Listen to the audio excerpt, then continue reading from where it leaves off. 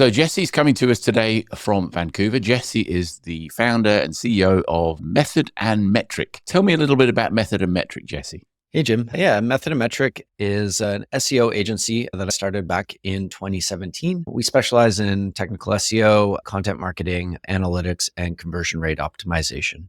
We work with brands like TikTok and Samsung, as well as software companies around the world to kind of improve their digital marketing presence and help generate more leads and traffic through their website. And what did you do before Method and Metric? I foolishly jumped right into consulting right out of school. It was shortly after the 2008 financial crisis, and finding secure, consistent work was quite challenging. So I started taking on SEO projects here and there and kind of just built up a nice roster of clients and just went from that. So I did consulting work on my own for about 5 years before I pivoted to launching Method and Metric. It's funny, I've had quite a lot of different people involved in digital marketing in one way or another. Some have been SEO, some have been paid search, right? Underlying thing that every single guest I've had is that none of them planned to be what they ultimately ended up becoming, right? So again, I was a complete failure at school, but I had a good sort of gift of the gab, so I was able to wing my way through life in some respects. And I've been doing digital marketing now for 26 years, and clearly you've been sort of successful with your current business for 8 years, and prior to that, sort of 5 years of doing consulting. When you were at school, what did you think you were going to become when you graduated? Yeah. Like going through high school, I was always drawn to business. I think marketing was always a passion of mine. Like I can even remember doing a book report on how to be an entrepreneur. And so I think that sentiment was always there, but SEO wasn't a thing when I was in high school. And going through university, taking different marketing courses, I really wanted to work at an ad agency. Mad Men was at its peak, and the thought of creating ad campaigns and that kind of work really fascinated me. Writing was always something that I was very passionate about and felt pretty confident in my abilities with. And, it was always kind of in my mind that I would be in advertising. But, as I said, things kind of unfolded differently. Turns out, as creative as I think I can be, I'm much more analytical and focused on numbers and patterns. And I found that doing SEO work mixed with my content writing abilities was a good way to bridge those two gaps and really find my footing, in the marketing industry. And in terms of the challenges of running an agency, I mean, again, I've met lots of people that are really good at running businesses,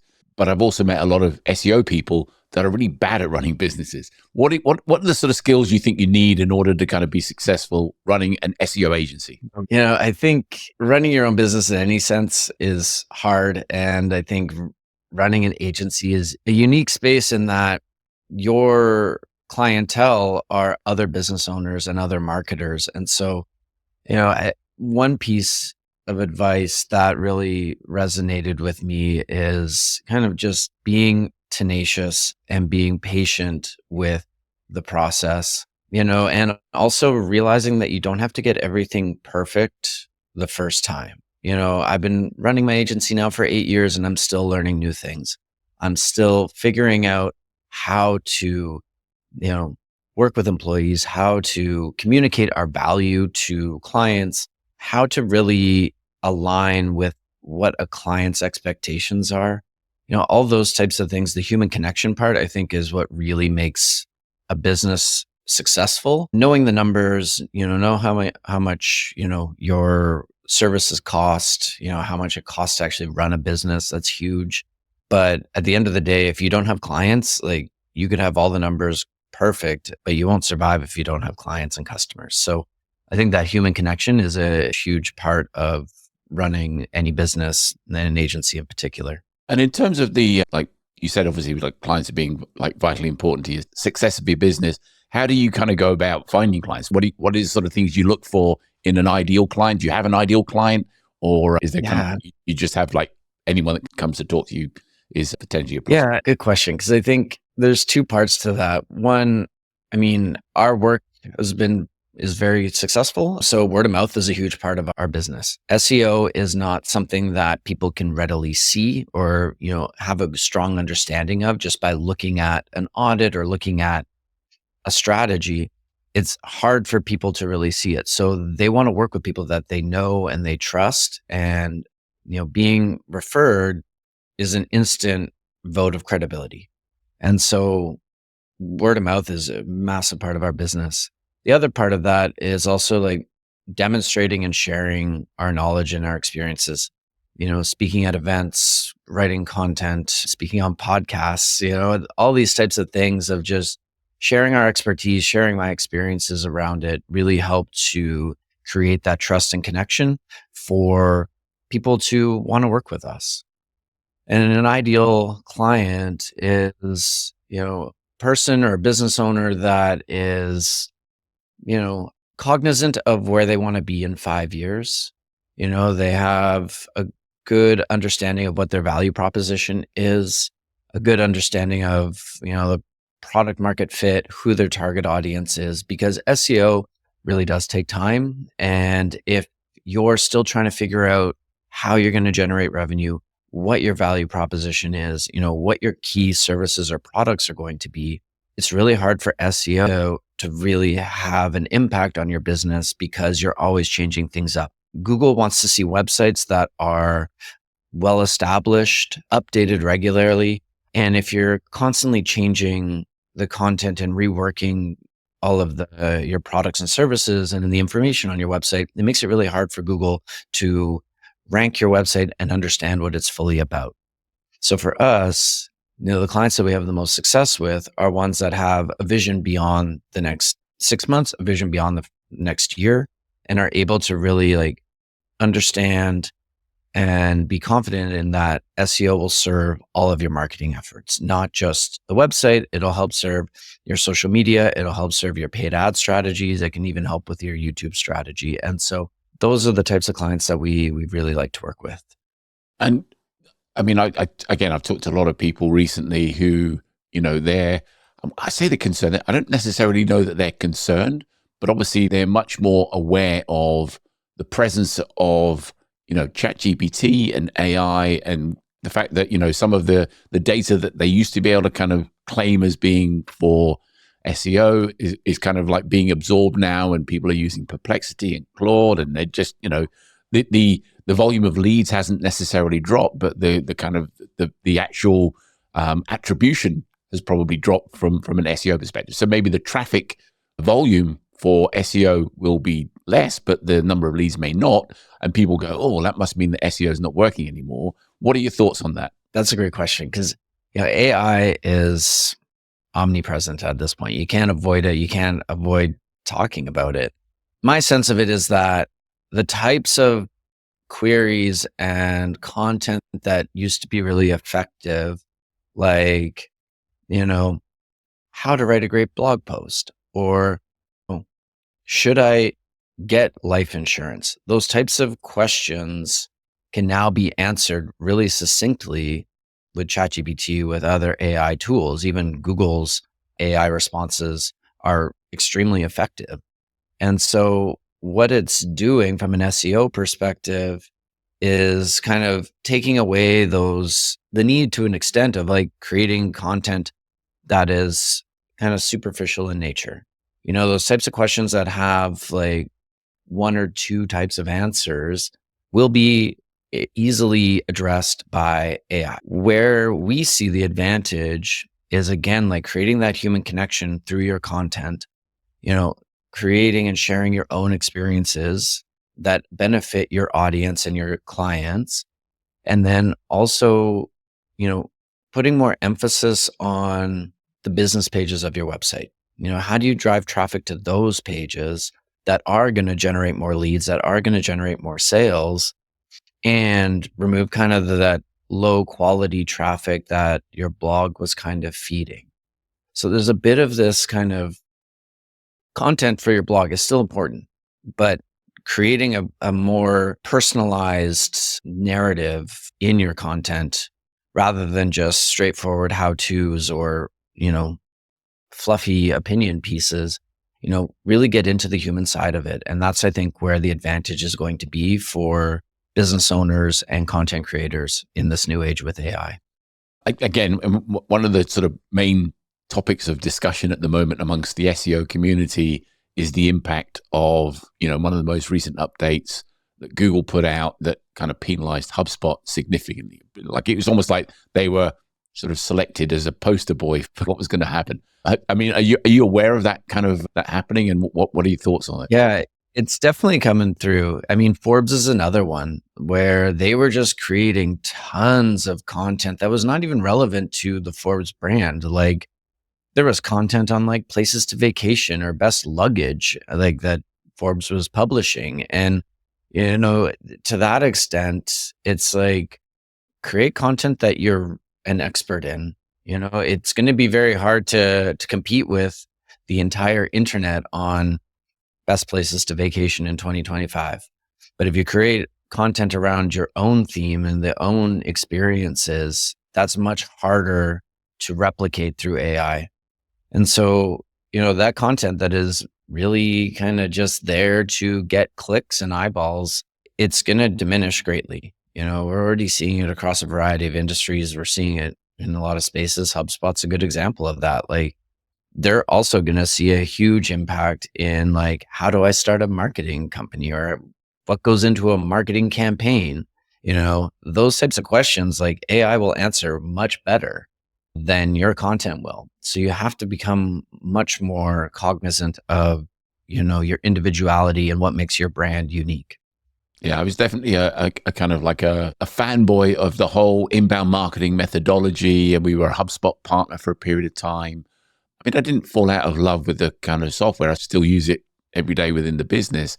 I just felt that, that the way in which content is, so again, like I've been, like the whole podcast thing, I did it purposefully to try and sort of give me an avenue to be able to kind of talk to other people that are relevant in the industry, right? And it just gives me the ability to be able to kind of, well, I always kind of say whenever I have somebody on as a guest, I kind of go into learning mode, right? Because I'm there to kind of try and learn a little bit more about some of the things that I'm kind of maybe uncomfortably deplete in terms of my knowledge. And so for me, I think podcasting, video content creation for, the whole thing with shorts and TikTok and, LinkedIn. I mean, there's so many places now where I think video content is becoming, like very de rigueur. It's kind of becoming the norm for a lot of people. There are some people that are having huge success by just being video content creators, right? That's the kind of the content that they create, right? And on the back of that, they're able to generate a significant amount of inbound inquiries for their business because people realize that the skills that maybe an agency that does kind of content creation, that's video production, right, it is very valuable to them, right? Because I think so many people are going, yeah, I want to do a podcast, but they haven't got the first clue about how to set one up, right? Again, I don't know. Do you podcast yourself, or do you just appear as guests? I love being a guest. I dabbled in it briefly, but yeah, the time it takes to produce and edit, it was something that I did not have enough of a passion for, so I didn't pursue it. It's funny. I've had so many people that with the benefits of hindsight, I go, wow, I wish I'd ask more questions, right? Because again, I love having guests on, but the whole process of getting guests on, setting up the time to kind of talk, the editing, the production, the putting it out there, the social, it's like there's a huge amount of activity involved in sort of setting it all up, right? Whereas I think a lot of people, I think my very first guest on the podcast was John Loomer, right? He sort of set himself a task to kind of produce a short form video on TikTok, right, every day, I think for 365 days, right? So I think he's like up to about 500 days. So, but what he did was he had a podcast before and he stopped it, right? But he's just started it up again now, right? But it's only audio, right? And each episode is just him, and it's usually sort of 5 to 10 minutes. Right. So he can sit down and bang out those like all day, every day. Right. Whereas, again, I don't know how long we're going to talk for, but, I'd imagine based on the conversation thus far, it'll be a reasonable amount of time. Right. So, I think sometimes I know that podcasts became very popular when, we went into lockdown because people were looking for other things to consume other than just TV. And I think a lot of people became podcasters, started listening to podcasts. It's kind of really had a growth spurt since then. But I was stunned at how podcasts made it past 3 episodes, right? Which to me seems crazy. But I think I'm on about sort of episode 30, 35, something like that. But I'm still comparatively new to it, right? I enjoy it, but it is time consuming, right? And again, I'm very lucky. I have a kind of good team of people around me to enable me to kind of do the podcast while my sort of normal day-to-day agency work can still get done in the background. But, but I think it's just one of those, with the benefits of hindsight, had I known how hard it was, I may well have just gone, I'm just going to do what Jesse does and be a guest on. Yeah. Much easier. Yeah. But, like, to your point, and I want to kind of echo something you said earlier, like with all this AI stuff, this content is extremely hard to replicate with an AI. Like, you can't share this kind of stuff as easily. Our experiences and the conversation we're having is unique to us. And that content is special, and it does take work. And that's, I think, in my opinion anyway, that's where businesses are going to have the advantage. Human beings will have that advantage of like the work that it takes to go into these things. It then, creates a unique offering that AI just can't replicate yet.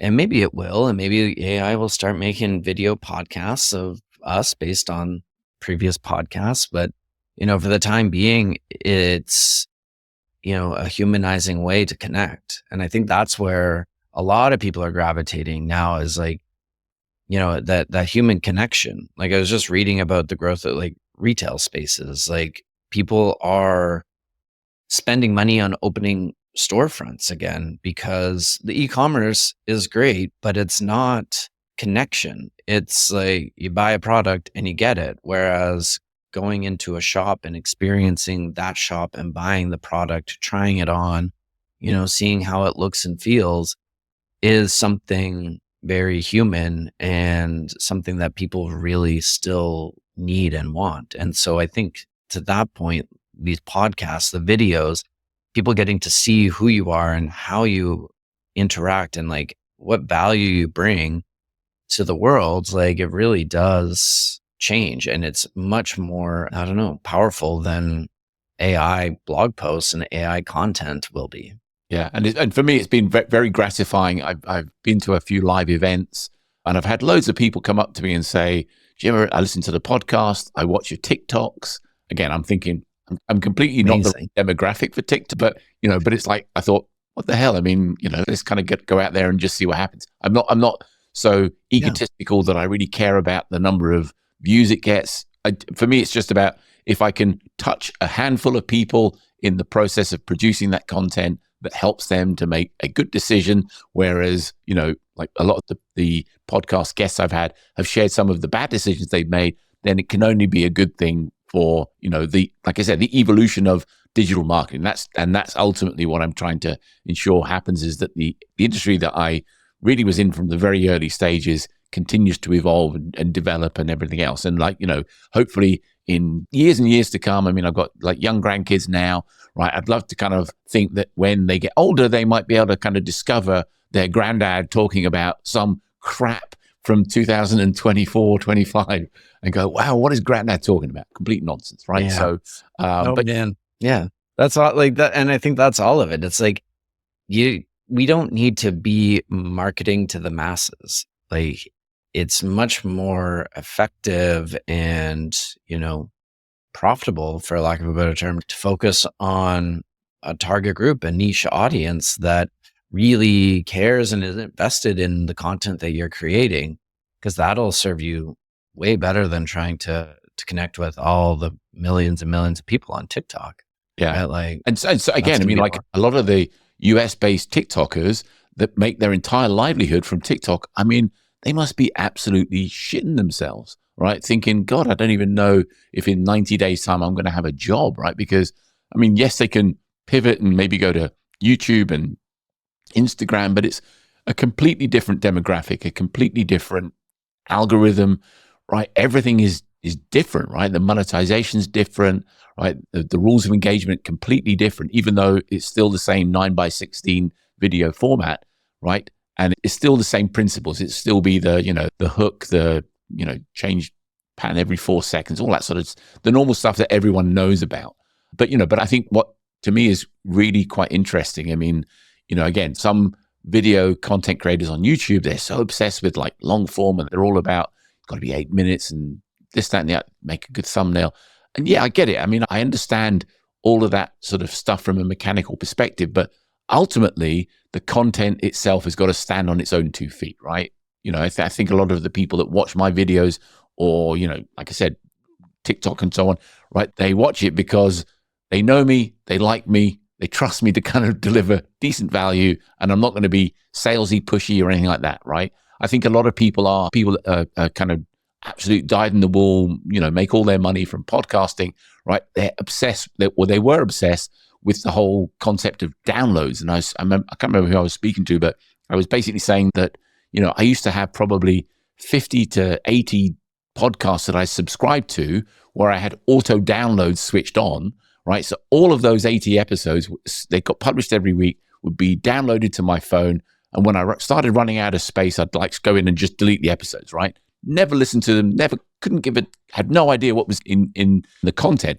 But all their sponsorships were based upon how many downloads they got, right? Rather than how much engagement the podcast got. So for me, I'd much rather be more, I mean, again, that's why I'm probably more passionate about video podcasting and YouTube, because I understand the metrics better. It's all about views and you can see how long people stay, all that sort of stuff. Whereas, like I said, I think with Spotify, Apple, Amazon Music, there's so much kind of, unknown. There's so much unknown stuff in there about what did people do? Where did they get to? You just really don't know, right? At all, where people got to. You bring up an interesting point about the analytics, right? Like from a business perspective, like even just to your point, like, yes, everyone auto downloading those episodes, great. You got subscribers, great. But if they don't listen to your content, what does it matter? And the same goes with like a website, like getting lots of clicks is useless if nobody buys your stuff, right? Like if they come to your website, but they don't engage with any of your content, and engagement being like reading it, reading the whole thing, clicking through to other pages, what does it matter? You could rank for all the keywords in the world, but if nobody buys from you, you're not going to last in business very long. And the same goes with all the other content too, right? Like most of these things are kind of vanity metrics, and listens are an authentic piece. Like how long people listen for and how long people stick around is a important metric. But if people are just downloading your episodes and never hearing your voice, it's kind of a waste of time. And so I think that data driven perspective, like the analytics that go into all of this that help us make our decisions, it's going to become a lot clearer and much more important to get the human side of that engagement, right? That human side of the data. Like, what did watching your TikTok video lead to? What next step did they have? You're making human connections. You're meeting these people in real life and they're coming up to you and telling you that they listen to your show and watch your content. Like that's a real connection. And, that's something that is very hard to replicate again with like the AI. If you're just getting information, it's not a real connection. Yeah. And I've had people reach out to me that said, like when the US was going to be shutting down TikTok, they were like, Jim, I'm going to be obviously uninstalling TikTok. Where else do you publish your content, right? They wanted to know where else I was, right? Because they hadn't found me elsewhere, right? Even though I am elsewhere, right? And so for me, it was quite interesting that, they chose that as their platform of choice, right? And that's great. And I see a lot of people, they just focus on just doing SEO, just doing paid search, just doing email marketing.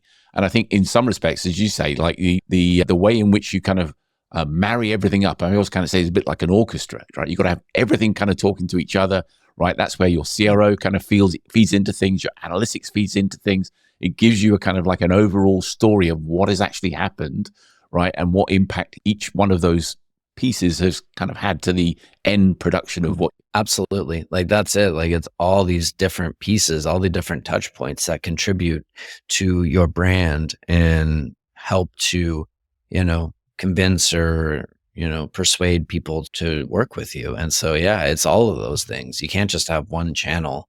I mean, it does work for a lot of social folk, but at the end of the day, you got to diversify because again, someone could change the algorithm tomorrow and you'd be out of business. Yeah. I've always kind of said, I see some people and they don't, every time they share anything about their podcast, they only share the Spotify link, right? They don't, again, I mean, I have a website for mine, and from there, people can either watch the content or listen to the content on that website. If they want to, they can go to Spotify and like consume it. They can go to Apple and consume it, YouTube to consume it, YouTube Music to consume it. Where else? Amazon Music, like there's so many different places where they can go and consume it with whatever method they choose to do it, right? But because it's my website, right, I own it, right? Where Spotify is kind of like its leased land, right? I don't own anything on Spotify at all, right? They could literally turn around and go, you know what, Jimmy, no, we're shutting everything down. I remember I invested heavily. I mean, again, if you've been around a while, since 2007, you probably remember Google Plus, right? And they had great communities. I invested a huge number of hours in developing Google Plus communities for digital marketing and everything. And then Google went, we're not going to do this anymore. And they just shut it down. Right. Like, what do I do now? Yeah. I'm a huge advocate of owning that content. Like have it on your own website.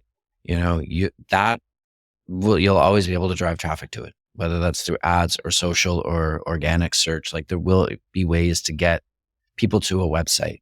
But yeah, TikTok's a prime example. Google Plus is a great example of like something that we put a lot of time and energy into. And then it's like, you know what? It's not making us money. We're going to shut it down.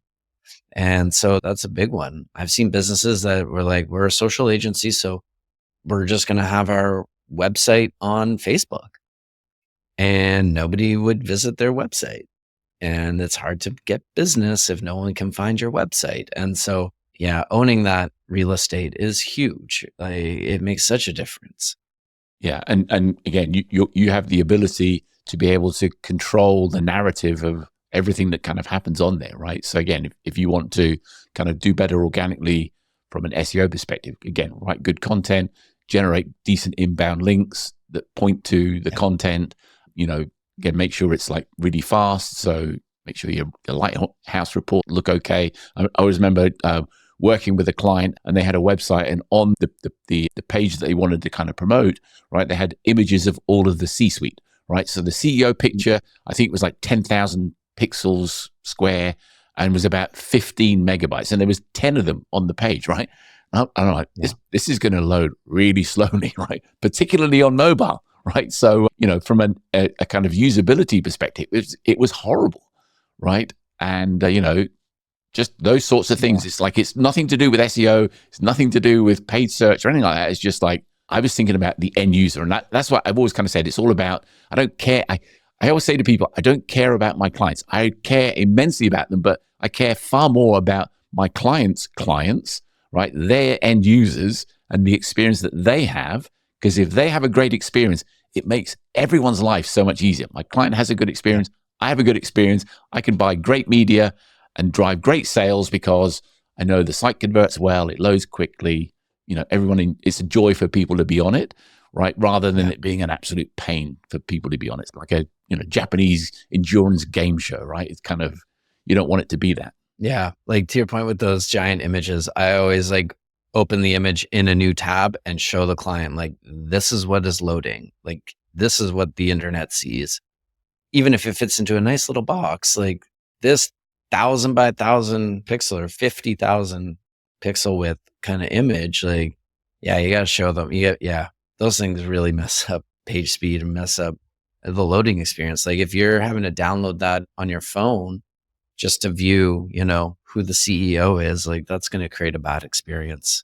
Yeah. But yeah, to your point, like your clients, customers, like those are the people that we're trying to serve. This is who we're trying to create a better experience for. Because at the end of the day, if they're happy, then theoretically your client will be happy because they're doing business with them. Yeah. Which, to me is one of the reasons why I'm less bothered so much about that whole, you've got to hook them in the first 3 seconds, otherwise they're going to move on. It's just like, honestly, if you get them for the first 3 seconds and then everything after that is a complete lie, then they're never going to come back, right? I've always kind of said that, if people have a bad experience with you now, right, not only will they not buy from you today, they will never come back to buy from you again, right? They're not going to go, well, I'm going to go and try and buy from them again because I had such a bad experience with them the last time. I'm sure it'll be better the next time. They just will move on. They just won't come back. Yeah, exactly. Yeah, I agree. So Jesse, I'm curious, like, obviously we talked a little bit about how you find your customers.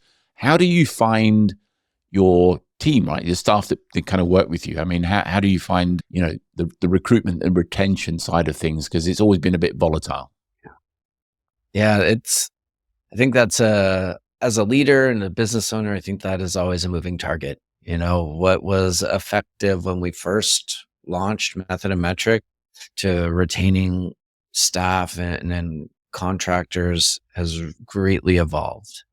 As we mature as a business, we want to attract more mature employees and people that want to stick around for the long haul. For us and like with clients, it's really, unsettling for some when they're having to learn and meet new staff every week or every other month, and so retention is a big part of that. Like that familiarity is hugely valuable. It's currency for us. So, we like to take our time with it naturally, but that always doesn't, the world doesn't always allow for that. What we look for are, are they a good person? Are they curious? Are they, collaborative is so generic, but, do they work well with others? Do they work well with people where they have dissenting views? How do they deal with someone that doesn't agree with them? How do they deal with a client that is really demanding, has really exacting standards? How do they deal with, managing multiple projects at one time? Those types of things we try to, the SEO knowledge is important for sure, but we can teach them that. It really matters about how well they'll work with our team and work with our clients, because clients don't always fire you because the work is bad. Like that does obviously a reason, but if they don't like working with you, no amount of good work is going to save them. You could create the best strategy, have the best results, but if you're not a good person or don't, align with the same values as the client, you'll never be successful. And so, I, for a long time, used to really look for people that have worked in the service industry. Because if you can handle working at a coffee shop or working as a server, working facing, a multitude of personality types in a day, like I think you could handle working in an agency, because that is life. And so I think that is a big part of it.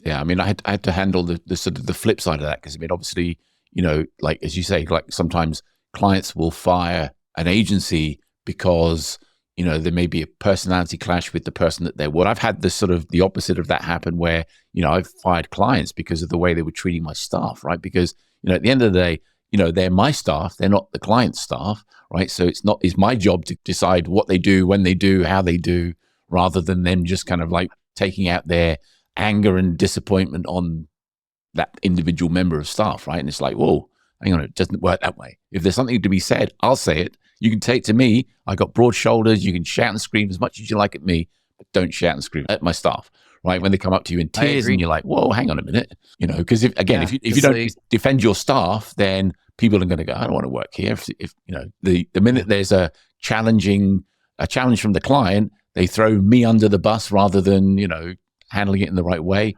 That's always for me, a telltale.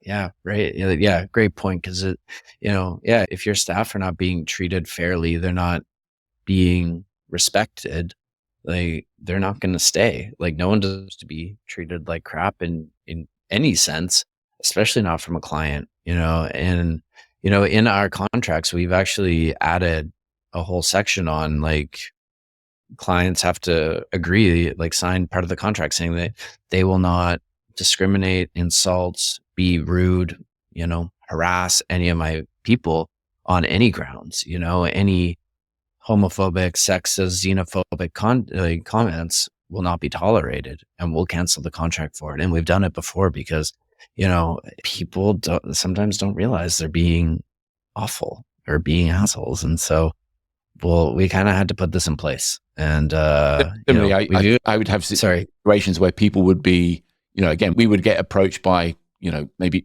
again, not so much now, but certainly historically, we work with any vertical. So we would have all sorts of different strange clients would come along with different products. I mean, we had sex toys and Viagra and, like porn.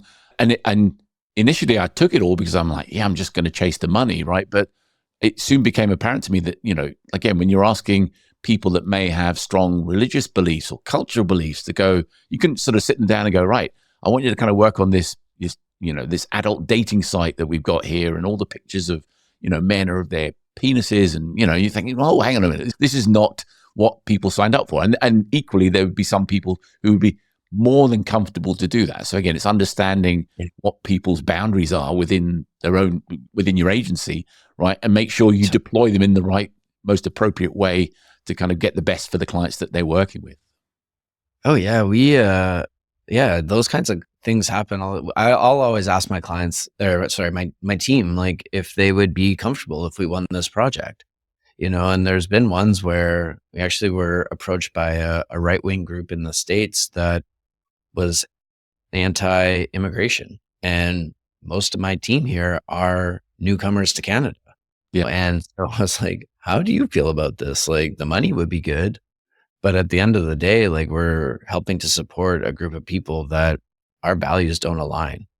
And so we've had that conversation. And, one option, we didn't get the project, but, one option that we considered was like, we'll donate part of the funds to a competing interest group, and put money towards the values and the positions that we care about, that we feel are important, to kind of counteract, that weird feeling.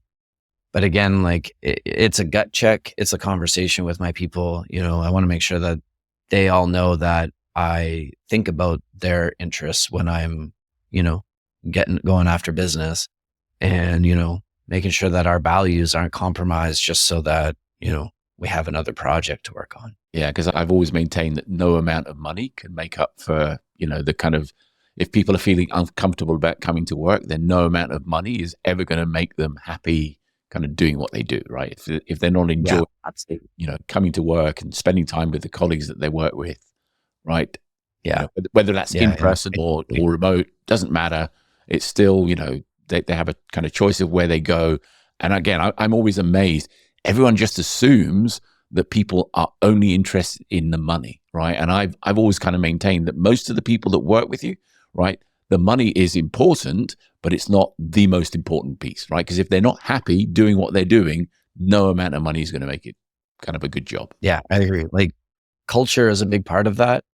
And, the quality of the work that they're doing. If they're proud of the work that they're doing and they're feeling, challenged and rewarded, like, that's going to go a lot further. That excitement, that enthusiasm of feeling like you're doing, the thing that you love the most, well, not the most, the work that you've chosen as your career, and it's rewarding. I think that carries a long way. And you're in an environment that you feel comfortable and safe, and you like the people around you, that will definitely outpace getting paid lots of money. Money is important, but it's not the thing that keeps people around. Curious to know your thoughts, because like when I had my very first agency, which I set up in like 2000, right? I set it up because I got made redundant or laid off 3 times in 18 months. And I just thought, if I have my own business, nobody else can make me redundant, right? So that's the reason why I set it up. And, I employed a bunch of people, grew it pretty quickly to 25 people, and then sold it. But in the very early days of kind of having the agency, one of the things that kind of like became apparent to me was that some of the people that were working with me were moonlighting. In other words, they were doing their own thing, right? Doing their own kind of business interests. And I know that obviously in today's day and age, this whole concept of side hustle, do your side hustle, and, it's almost like a badge of honor. You kind of, you're not really achieving anything unless you've got your own side hustle, whether that's, you're a content creator, YouTuber, or whatever it might be. What are your thoughts on that, right? Because I'm curious to kind of know whether you think it's okay or whether it's not okay. Yeah. That's come up a number of times with us. On one hand, as long as the type of work that they're doing is distinct enough from the work that they do for Method and Metric, I won't fight on it. If it is similar to the work that they do with us, the clients need to be distinctly not relevant to us. And so they have to be maybe a smaller business, or, in an industry that we don't serve, which is kind of rare, but those types of things have to be distinct. We did have to terminate someone a few years ago because he was operating a very similar business on the side and refused to do some work for us, stating that it would be a conflict of interest to his side hustle. So, right? So those things are like, yeah, I think if the employees are open about what they're doing and we have a conversation about it and there's transparency involved, like, I think that's totally reasonable. Our contractors are obviously different, but I kind of took a different view like later on. I think when I became a bit more mature in terms of being a business owner, I was more understanding and tolerant of it. But again, you have to kind of set some ground rules. As again, you don't want to have them sending emails to your client from their side hustle email address by accident, right? Again, it's sort of that's not even a 3 strikes and out. That's a 1 and out, right? So for using your software to do their client work, that was another one that we've come up against. I think each situation is unique. Each person, if you're talking to someone's coming to you being like, hey, I have this business. This is what it does. There is some overlap in my work, but my client base is different. I think it's going to be a very different conversation than if they're keeping it secret from you. Yeah. And then when you present them with some work that they need to do and they're like, I can't do that. It's like, well, that feels a little uncomfortable. And, at the end of the day, I need to protect the jobs of everyone at my company, not just that one person. Yeah. And so I think that is a big, it is always just a conversation about it. So yeah. It's definitely.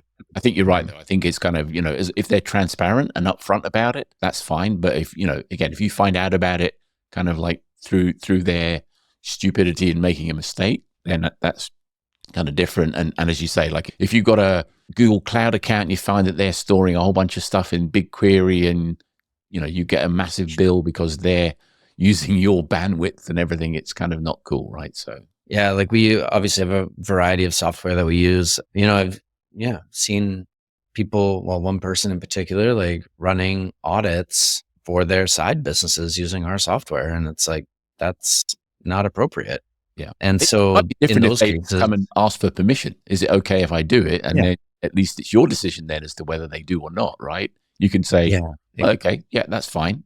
Because again, it's as you say, sometimes I've always maintained, like if you have a quota, so let's say you have a quota of 10,000 queries a month, and as an agency you use 2,000 of them, then you're still going to be charged for the 10 regardless, right? So to me, I'd rather it was still used, right? But used with kind of the permission rather than just being used because people just want to use it. And like on the flip side of all this too, like the positive traits of having someone that has a side hustle, there's a greater chance that they'll empathize with your entrepreneurial spirit and like all the baggage and all the crap that comes with sometimes that. they can bring skills to the table then that they've learned on the side hustle that can be beneficial to your agency, right? They can be more adaptable and better problem solving. If they choose to educate themselves in using, Adobe Premiere Pro to be able to kind of create client videos and things like that, it's like fantastic. That's something that we could benefit from, right? I've had that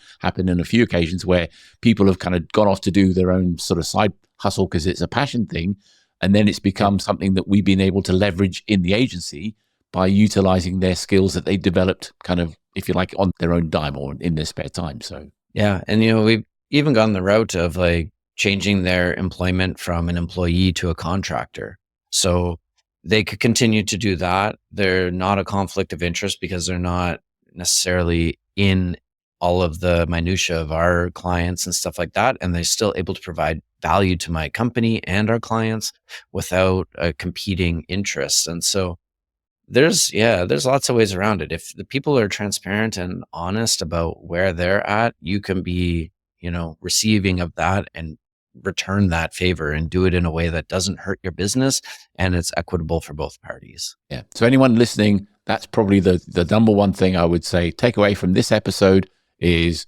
transparency. Be open and honest and upfront, and you'll kind of go far. That if you try and do things kind of like by moonlighting, you'll get caught. Guaranteed, you'll get caught. Right. And it won't end well. Totally. Like those stories, people working from home or working remotely, working 2 full-time jobs from home secretly like not letting either employer know that they're working for the other person, then like you're going to get caught, and it really like will burn your bridges and trash your reputation. I mean, again, I know a lot of people that work in the affiliate marketing space, and they hire a lot of virtual assistants that are based in like the Philippines and places like that. And a lot of the people they go, oh, and I'm only paying them like $400 to $600 a month, which sounds cheap, and it is cheap, right? I mean, compared to what we probably pay our staff, it's like crazy cheap, right? But what you have to bear in mind is that those, even though it's for a 40-hour work week, right, those people probably have 3 or 4 of those kind of gigs on the go at the same time, right? So you're not getting 30 or 40 hours worth of work a week, right? You're probably getting more like 10 hours, right? But you're paying effectively what could amount to a much, much higher wage. It's sort of more like $1,600 a month, right? Which again is still crazy cheap, but it's still proportionate to what you're actually paying for. So if you're getting the value from it, like we use a virtual remote assistant company, and they're fantastic. And, I know that they're not putting in 30 hours or 40 hours for me, but they're on top of everything and they get the things that we need done well, and I don't have to chase them for it. So that's absolutely worth every dollar, taking all of that extra stuff off my plate is super fantastic. Yeah. I think in most cases in business, certainly more so now with people working remote, you have to give them the benefit of the doubt.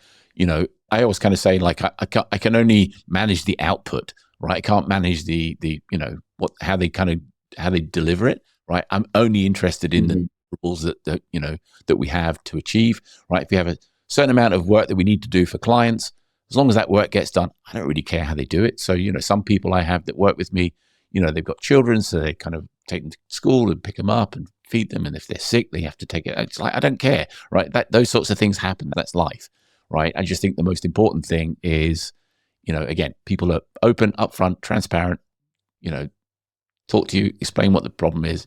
I will always, 100%, I will always, err on the side of, being sympathetic to their cause. I'll never go, right, you got to do this. Your kids are going to just have to kind of suffer, right? That's never going to happen, right? So, but I think it's kind of, I used to sort of say to people, your work here is like a bank account, right? You make deposits by doing good work, and then you can make withdrawals by asking for leniency in terms of time off or whatever it might be.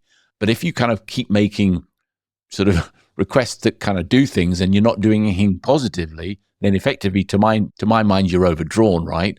And that's not cool, right? I mean, you've got to make deposits to be able to make withdrawals as well.